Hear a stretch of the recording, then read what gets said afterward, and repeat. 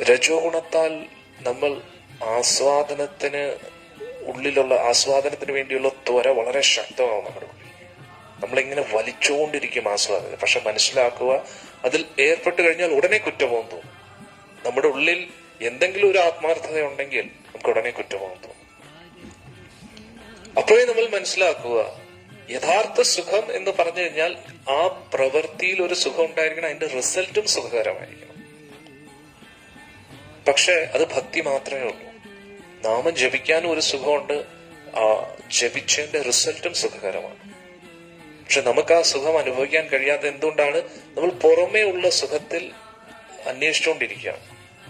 പുറം ലോകത്തുള്ള സുഖം അന്വേഷണം നിർത്തി നമ്മൾ ഫോക്കസ് ചെയ്ത് കഴിഞ്ഞാൽ ആ ജപത്തിലും ഭക്തി പ്രക്രിയയിലും നമുക്ക് ആനന്ദം അനുഭവിക്കും.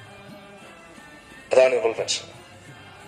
പ്രത്യക്ഷാവഗമം ധർമ്മം സുഖം കർത്തും അവ്യയം ഭഗവാൻ പറയുന്നുണ്ട്. ഈ ഭക്തി പ്രക്രിയ എന്ന് പറഞ്ഞാൽ വളരെ പ്രാക്ടിക്കലാണ്, വളരെ സുഖകരമാണെന്നും പറയും. തുടക്കത്തിലും സുഖം, എൻഡിലും സുഖം. ഇനി അബദ്ധവശാൽ നമ്മൾ എവിടെയെങ്കിലും അത് യാത്ര മുടങ്ങിപ്പോയാലും അവിടെയും സുഖമാണ്. കാരണം അത് കണ്ടിന്യൂ ചെയ്യാനുള്ള അവസരം ഇനി ലഭിക്കുന്നില്ല. അതാണ് ഭക്തി പ്രക്രിയ. പക്ഷെ ആസ്വാദന വിഷയങ്ങളോ എങ്ങനെയാണ്? ആസ്വാദനത്തിന് വേണ്ടി ഒരുപാട് കഷ്ടപ്പെടേണ്ടി വരും. എന്തിനു വേണ്ടി? ക്ഷണികമായിട്ടുള്ള ഒരു സുഖത്തിന് വേണ്ടി. കുറച്ച് നേരത്തേക്ക് മാത്രം ലഭിക്കുന്ന ആ സുഖത്തിന് വേണ്ടി ഒരുപാട് കഷ്ടപ്പെടുന്നു. ഈ ലോകത്തുള്ള വ്യക്തികളെ നോക്കൂ.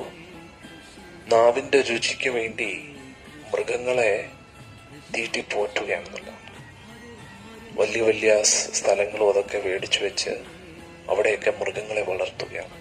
അവരെ ആർട്ടിഫിഷ്യലി ഇതൊക്കെ ചെയ്ത് വളർത്തി അതിനെ കൊന്നു തിന്നുക. എന്തിനു വേണ്ടി? ചെറിയൊരു സുഖത്തിന് വേണ്ടി ഇത്രയും കഷ്ടപ്പെടാൻ തയ്യാറാണ്. ആകെ നാവിന്റെ തുമ്പത്ത് വെക്കുമ്പോഴുള്ള ആ സുഖം മാത്രമേ ഉള്ളൂ. അത് അകത്തോട്ട് കയറിക്കഴിഞ്ഞാൽ വിഷമാണ്. കാരണം അത് ദഹിക്കുന്നില്ല.